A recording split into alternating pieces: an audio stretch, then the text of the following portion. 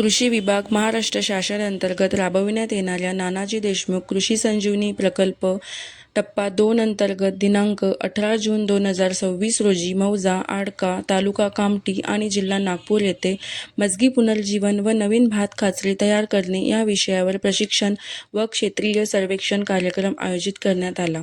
या कार्यक्रमात तालुका कृषी अधिकारी श्री प्रणित गंगावणे सर, मंडळ कृषी अधिकारी श्री सुहास आंबोलकर सर, उपकृषी अधिकारी श्री कडबाने सर व सुनीता राठोड मॅडम तसेच सहाय्यक कृषी अधिकारी उपस्थित होते।